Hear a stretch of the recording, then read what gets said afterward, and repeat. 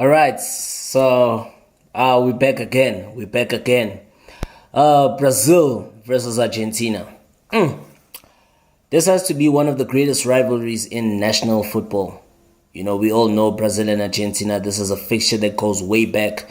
This is a fixture where you have seen, great rivalry. These are basically the heavyweights of football. In the world. Perhaps it's like a debate. It's up for debate. But in South America, these are South American heavyweights, the top two, man.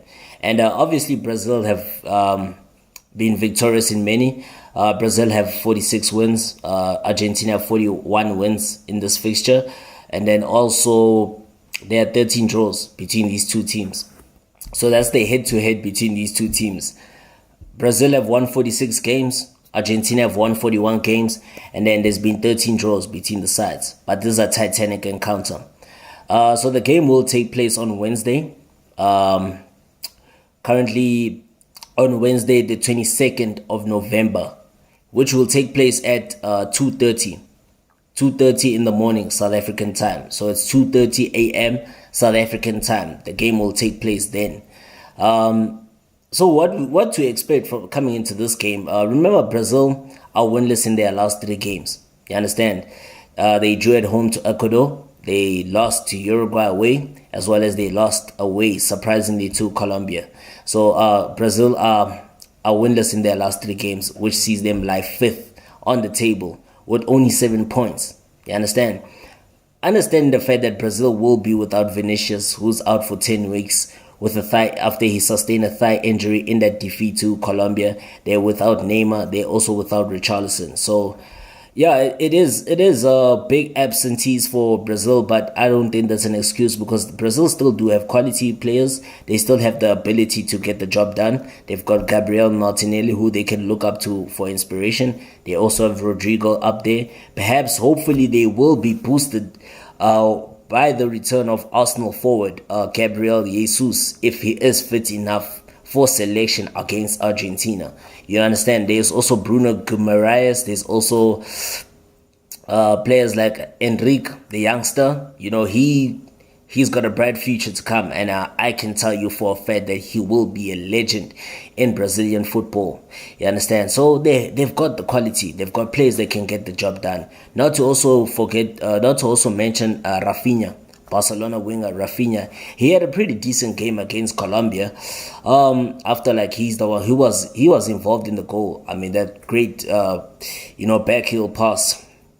You understand, which did also lead to the goal as well. So Brazil do have the quality in their team, and certainly they can actually get all 3 points. You understand, if only the team selection is there. And remember, now winning against Argentina, their biggest rival, will actually be a major confidence booster for them. You understand, considering the fact that they haven't been at their level best, understanding the fact that they've been winless in their previous 3 games.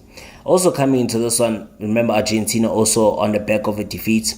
That was their first defeat in this World Cup qualifier for 2026. They lost 2-0 at home to Uruguay. That was not really a dreadful performance by Argentina. I just believe that Uruguay came in with a good game plan. They knew what they wanted to do. They executed it very well. And like I said, credit goes back to Uruguay mentor Marcelo Bielsa. I mean, credit goes back to him because, the way he set up this young, formidable Uruguay side, post Luis Suarez, post Edinson Cavani, post Diego Forlan. This is like a new look Uruguay side that is young, that is full of energy, that is full of flexibility, that is full of durability, as well as this is a team that you can see that has got a bright future. Perhaps can even compete for a World Cup honor, if only they continue playing like this. They've only lost 1 game, which says a lot, which does tell you that, no, this team, can go a long way if only they are to be more as consistent as they are. Understanding the fact that, look, back to Argentina. Argentina didn't have a bad game at all. They almost got the equalizer. Understanding the fact that Messi hit the crossbar from a free kick. But coming into this one, Argentina will look, to bounce back to winning ways after that defeat. Even though after that defeat, they still at the top of they still at the summit of the table. With 12 points. You understand? So they still have the quality. They still hopefully in this game against Brazil, this is Lionel Messi's last game for the year 2023, as he, the season in MLS football has come to an end. So this is his last game for the year 2023, and I think he would love to mark his final game for the year 2023 with the win against their greatest rival, against their greatest enemy. So it's gonna be a crunch encounter. We're all looking forward to it, and we are gonna see a great game of football. That is for sure. Remember last time these two teams met at the Stadio do Maracanã in Brazil was when Angel Di Maria scored the winning goal in the Copa America final in 2021. So, and understanding the fact that Brazil haven't scored a single goal against Argentina in their last 3 games. They've struggled to hit the back of the net in their last 3 games against Argentina. So they will hope to rectify that, and perhaps maybe home advantage could, help Brazil actually, overcome their counterparts, their fierce counterparts, their fierce rivals. Without Neymar, without Vinicius, without Richarlison, but they still have Rodrigo, they still have Gabriel Martinelli, they still have, hopefully Gabriel Jesus will be back on the pitch, they still have Rafinha, they still have Enrique, so they still have a decent amount of quality players. They still have players that they can look up to for inspiration. Like I said, on the side of Argentina, perhaps Lionel Scaloni will maybe start the game with Di Maria as well as Messi, and then maybe up front they will start with Lautaro Martinez ahead of Julian Alvarez. We just wait to see. Obviously in the midfield we know it's going to be McAllister, Enzo Fernandez, as well as Rodrigo de Paul. So the only notable absentee in this game for Argentina is Manchester United centre-back Lisandro Martinez. You understand? That's the only notable absentee for the defending world champions. So, post understanding the fact that this is going to be the last time that, we're going to see Messi and Di Maria play in a World Cup qualifier for their national team, understanding the fact that age is not on their side anymore, and they have served their national team with honor and pride, and they've done enough for their national team, leading them to the Copa America final, winning the Copa America in 2021, also winning the Super Cup against Italy 6 months later, a year later I meant to say, and then winning the World Cup last year in November. So it does say that, these guys have served their country with duty and pride and honor, and man, we only wish them nothing but the best once they retire. I mean, it's a shame, man. It's a shame. But look, Argentina is in safe hands. They've got wonderful players that are on the rise, like Alejandro Garnacho. They've got Lautaro Martinez, who I can bet my life on will take on the responsibility at Argentina after we have seen massive displays from him at his club at Inter Milan. I mean, he's the top goal scorer in the Serie A so far this season. I mean, he has carried that Inter team, to greater heights. You understand? Leading them to a Champions League final, also winning the league with them. Now, currently, Inter are on song for winning the league again. Also, Julian Alvarez has been on fine form for Manchester City. And there's McAllister, there's Enzo Fernandez, there's also, there's a whole bunch of them, a whole lot of them. And, the future of both these national teams is in great hands, to say the least. And that's why this encounter is going to be very exciting. You understand? Very exciting.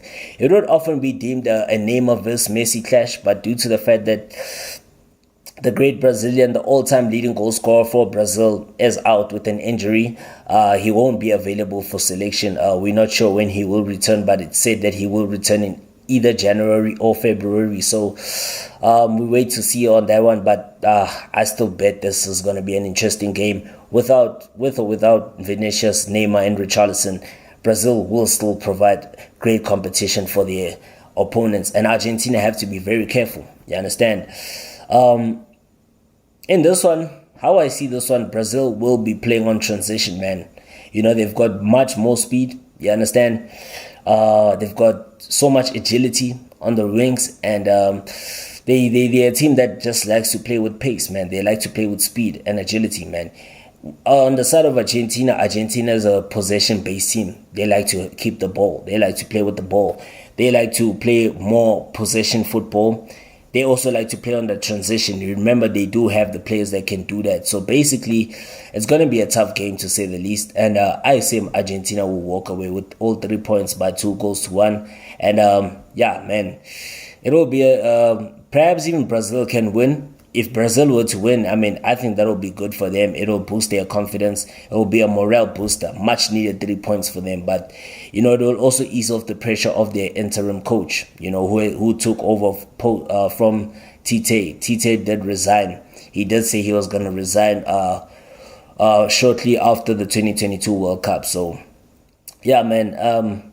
Remember also now there are other games that will also be taking place. Peru will take on Venezuela.